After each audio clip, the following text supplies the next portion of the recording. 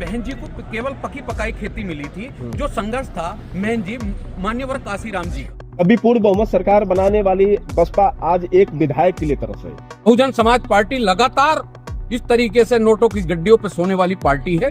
ये हिताए और बहुजन सुखाए नहीं बल्कि सब समाज के लिए जो मजलूमों की आवाज उठाने का काम कर रही है भाई चंद्रशेखर आजाद।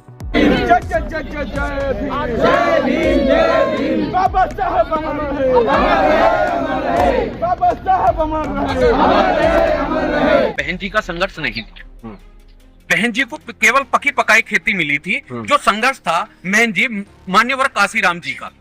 जो मान्यवर काशीराम जी ने अपना संघर्ष किया और उस गद्दी पर, जिस गद्दी पर आज उस टाइम मान्यवर काशीराम को होना चाहिए था, वो बहन जी को बैठाया। तो बहन जी का संघर्ष जो था केवल इतना था कि उनके साथ थी, लेकिन जो मेन संघर्ष था वो मान्यवर काशीराम जी का। यहाँ से तो आपकी बात से साबित भी होता है, क्योंकि जब तक मान्यवर कांसीराम साहब थे तब तक बसपा का जो ग्राफ था काफी ऊंचा था। 4 बार सीएम बनी बहन जी, तो जब तक मान्यवर कांसीराम साहब थे। मान्यवर कांसीराम साहब के जाने के बाद ही बसपा का जो ग्राफ जितना तेजी से नीचे गिरा है। कभी पूर्ण बहुमत सरकार बनाने वाली बसपा आज एक विधायक के लिए तरस है, एक सांसद भी नहीं पार्टी में। क्या कहना चाहिए? ये तो यहाँ तो आपकी बात पूरी तरह से सत्य साबित हो रही है, लेकिन बहन जी का जो ये नीचे ग्राफ जो गिरा है बसपा का, इसके बावजूद भी बहन जी क्यों नहीं सोच पा रही हैं कि आखिर क्या कमी है?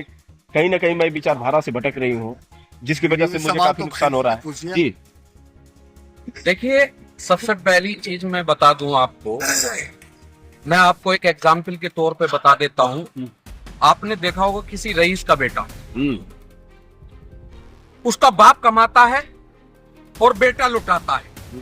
ये देखा है आपने कि बेटा जो है फराफर अय्यासी में इस तरीके से उड़ाता है, लेकिन जो किसान अगर अपनी फसल को खुद कमाता है, खेत में हल चलाता है, बीज बोता है, पसीना लगाता है, उसको पसीना आता है, मेहनत करता है, और उसके बाद वो फसल को ले जाकर अगर आप उसको पानी में बहाएं तो उसको वो कभी नहीं बहने देगा।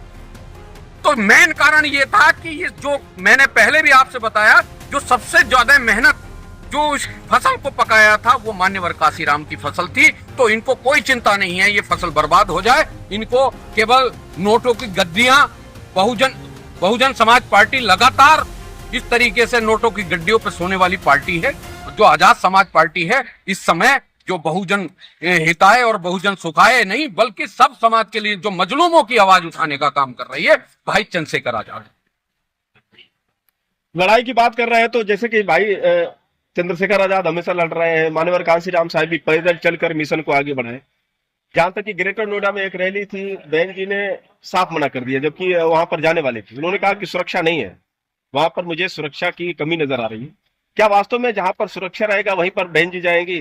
जबकि भाई चंद्रशेखर आजाद जो कपसाड़ का जो मामला था वहां पर अकेले निकल पड़े थे, बिना सुरक्षा का निकल पड़े थे। तो जो नेता सुरक्षा की बात करता हो, जो अपनी खुद की सुरक्षा की बात करता हो, क्या आपको लगता है कि ऐसे नेता कभी समाज का उद्धार कर पाएंगे?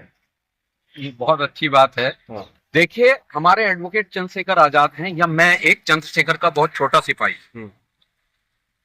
एक तरफ हमारे दलितों पर, एक हमारे मुस्लिम समाज पर लगातार अत्याचार हो रहा है, लगातार लोग मारे जा रहे हैं, उनको प्रताड़ित किया जा रहा है, उनका शोषण किया जा रहा है, लेकिन हमारा नेता कह रहा है कि हमारी सुरक्षा, हमें अपनी सुरक्षा नहीं, हमें अपने समाज की सुरक्षा चाहिए। तो ये बात आपको समझनी होगी। आपके माध्यम से मैं बताना चाहता हूं कि आपको अपनी सुरक्षा चाहिए या अपने समाज की सुरक्षा चाहिए। हम ये नहीं देखते कि कौन सी गोली हमारे सीने को लगेगी, लेकिन हम ये जानते हैं कि हमारे सीने, हमारे समाज की तरफ आने वाली गोली हमारे सीने को पहले छलनी करने का काम करे। तो यही बात एडवोकेट चंद्रशेखर आजाद के अंदर है कि उन्होंने कह दिया है कि मेरी सुरक्षा की चिंता मत करो, मेरे जो इतना बहुजन समाज है उनकी तरफ आने वाली गोली या उनकी तरफ उठने वाली आंख को निकालने का काम चंद्रशेखर आजाद करेंगे। तो ये सोच आप समझ सकते हैं कि कौन सुरक्षा चाहता है और कौन अपने समाज की सुरक्षा चाहता है। बहुत बहुत साधुवाद, आपने बहुत अच्छी बातें की, आपकी जो पहल है काफी अच्छी लगी। और दूसरी बात यह है कि आप खुद अपने समाज के लिए नहीं बल्कि सर्व समाज के लिए जो लड़ाई लड़ रहे हैं, यहाँ तक कि भाई चंद्रशेखर आजाद की जो बात है,